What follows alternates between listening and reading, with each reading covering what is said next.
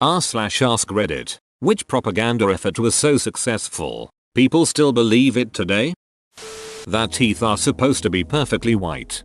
Teeth are supposed to be off-white. Think of teeth like skin. Skin comes in different shades, just like teeth. At least that's what my dentist told me while he was checking my prostate. Think of teeth like skin. What the duck did you just bring upon this cursed land? Many Korean people believe that fans can cause death. Even my mother, who moved to America in her mid-teens, still prohibits me from leaving a fan on overnight for fear of death. There is a conspiracy theory that the South Korean government spread this myth as propaganda to prevent energy overusage, but its origins are unknown. It's strange that many Koreans believe this myth considering it is one of the most technologically advanced countries. It's a real danger. Remember, John Lennon was killed by a fan.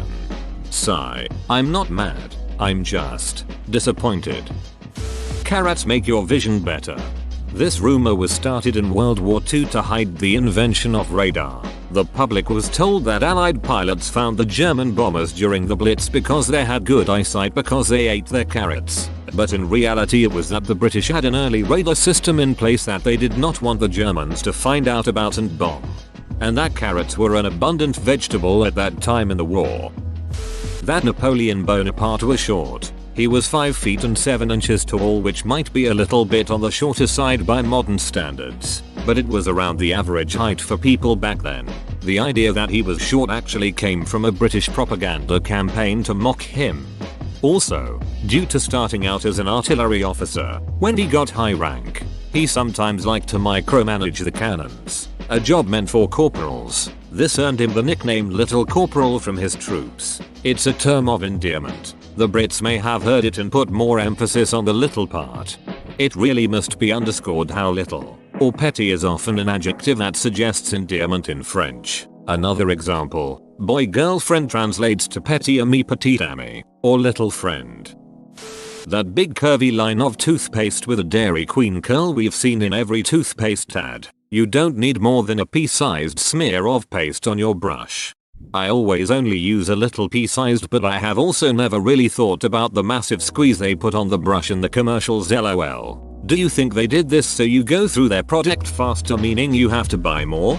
That's exactly why. Same goes for other things, e.g. the Plop Plop Fizz Fizz commercial for Alka-Seltzer showing the person taking 2 tablets.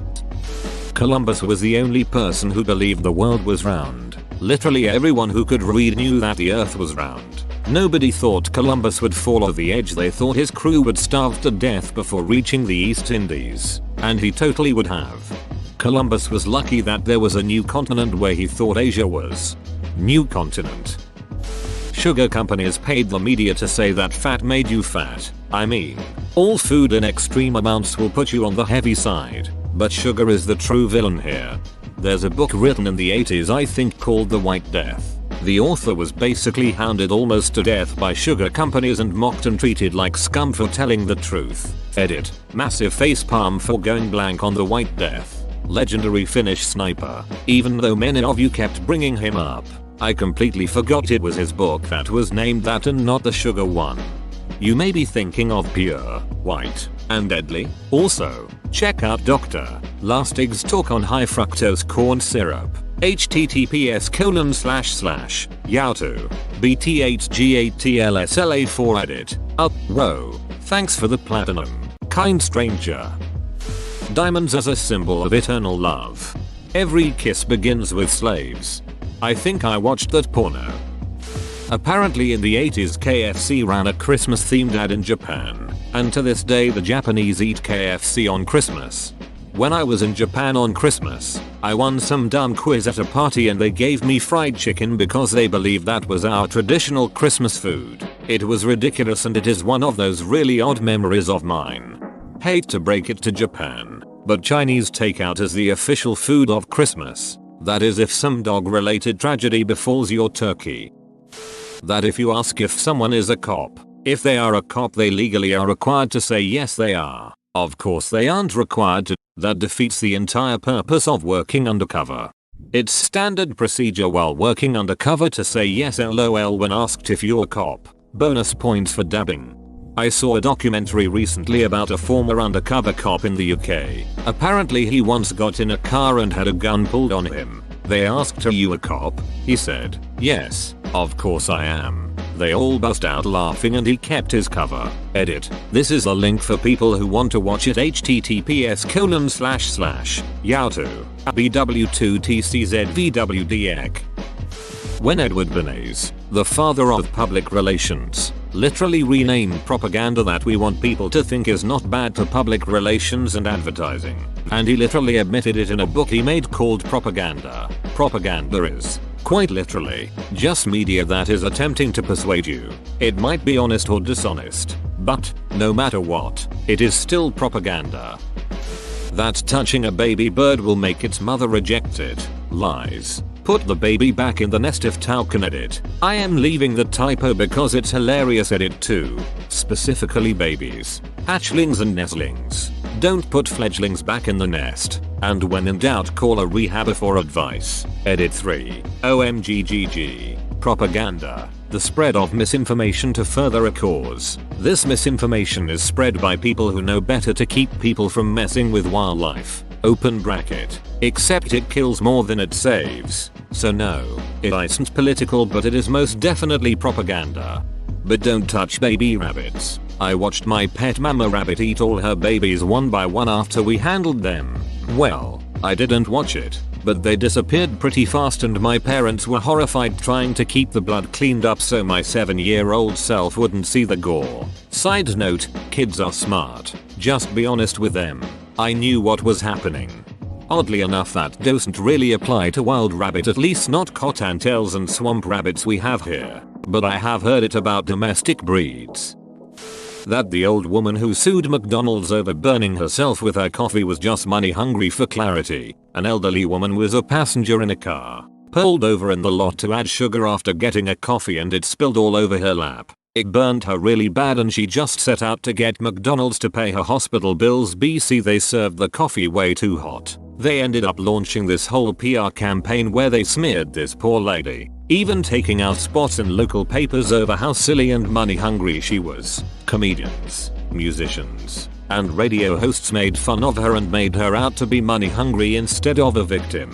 Yeah, she had 3rd-degree burns on her genitalia. She originally requested that they pay her 5-figure medical bills. They stonewalled. She sued and it was the judge who decided to make an example out of them, since it was proven that they has been purposely selling near boiling cups of coffee to discourage refills, despite being warned that this was unhealthy and that the cups were not made to hold liquids that hot. I subject anyone who continues to make smart-ass comments to court photos of her burned genital area.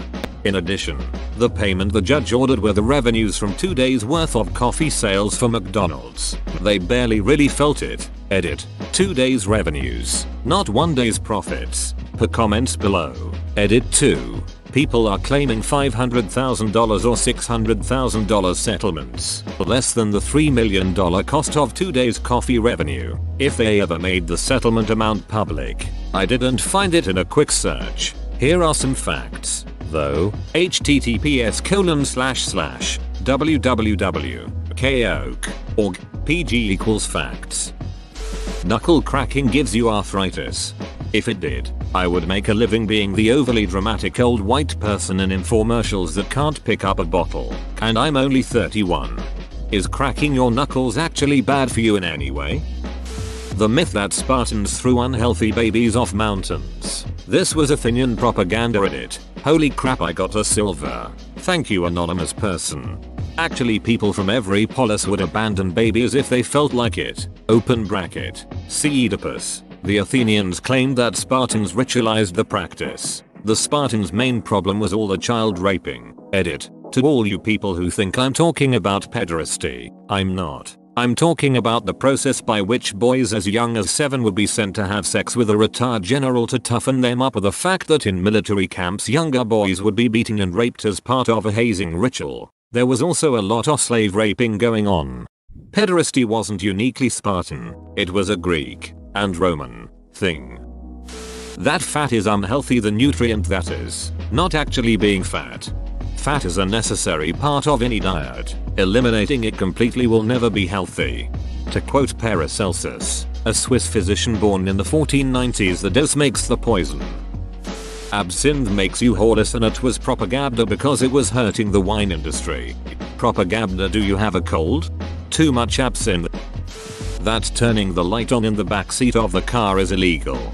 James, damn it Ted, we're getting pulled over. You just had to have the light on, didn't you? Ted, we're not getting pulled over because of the light. We're getting pulled over because you were speeding. James, I can't hear you over the blinding glare of that light. What are you reading anyways? Game of Thrones? Spoiler alert. Ted, the new season sucks and the books are way. James, shut up Ted. Nobody cares. He's coming. Act natural. Actually no, you act weird. I'll act natural. You're my alibi Ted. Play along or I swear to God. Oh hi. Officer, how are you doing this luscious evening? Officer, do you know why I pulled you two over? James, I'm afraid I do. The light, right? Don't worry, I can explain. My friend here is new to this country. Officer, him? James, yes, he comes from a faraway village in, well, why don't you tell him? Ted Hamed? Ted Hamed. Oh yes, I am Ted Hamed. Good to make your meetings. James, go on. Tell him where you're from. Ted, I am from Escobar. Officer, Escobar? Ted, yeah I mean, yes. Officer, they read Game of Thrones in Escobar? James, he only reads it for the incest. Ted, actually James, yep, those Escobarians sure love their incest. Officer, well then. James, so Ted, there's no cars in Escobar. Huh, Ted, only a donkey. James, then it makes total sense that you wouldn't know about the no lights in the car rule. Glad we got to the bottom of that. Don't worry officer, I'll straighten him out. Ted Hamed, you are a bad fob. We're taking you right back to the border. Officer, sir, I pulled you over because you were going 85 in a 60. James, so not because of the light? Officer, no. James, oh, in that case I should mention, I too am from Escobar. I am first time riding steel donkey. No familiar ratings with this speedly moot. Many thankings for the upheads. I am now only to ride gentle and safe like sweet home Alabamas. Officer, alright both of you out of the vehicle. Put your hands over your heads and lean against the hood while I search the car. James, damn it Ted, I knew you shouldn't have left the light on. Ted, this isn't happening because of the ducking light, moron. It's because you sped then lied to the cop. James, no I get that now. I just mean the light being on is going to make it a lot easier for him to find all the cocaine I have in the bag. The light being on is going to make it a lot easier for him to find all the cocaine I have in the bag. That's a twist.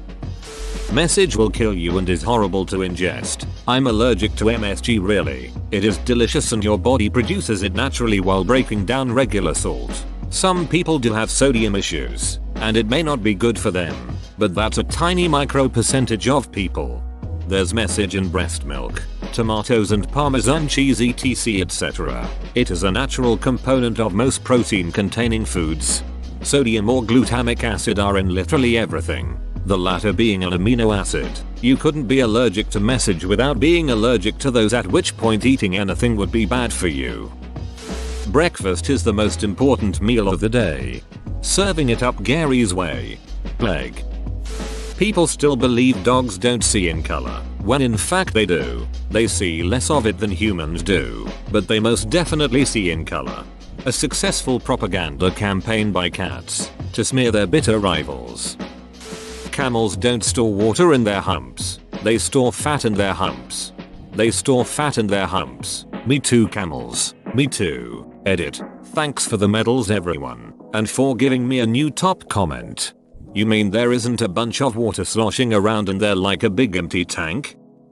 Autism and vaccines. The original guy wanted to advertise his own vaccine but did not disclose this when he published a hit piece on the mainstream vaccine at the time. In a reputable journal, his alternative vaccine failed. His paper was bashed and ultimately retracted. Yet people smart enough to work at Google don't vaccinate their kids. Andrew Wakefield, a former gastroenterologist and the man responsible for this anti-vax shit show, originally wanted to prove that vaccines were responsible for bowel disease as well as linking it to autism. He was put through a tribunal by the GMC. It was found that not only had he lied about his research, but was found to have committed 12 acts of abuse against developmentally disabled children after he put them through unnecessary and invasive procedures to try and prove that vaccines were responsible for autism and bowel disease. He put young children through unnecessary colonoscopies and lumbar punctures, spinal taps. He was struck off from the medical register and is no longer allowed to practice medicine. He continues to make a living promoting and speaking at anti-vaccine propaganda events. People should remember that anti-vaxxers are looking to an abuser found to have put developmentally disabled children through unnecessary medical procedures for advice. Let's not understate how much of a piece of shit the man is. Whoa, you made it to the end? You're a ducking beast. I'll cut you a deal. Smash like and subscribe for more curated content, bruh. It's free and that's a great price.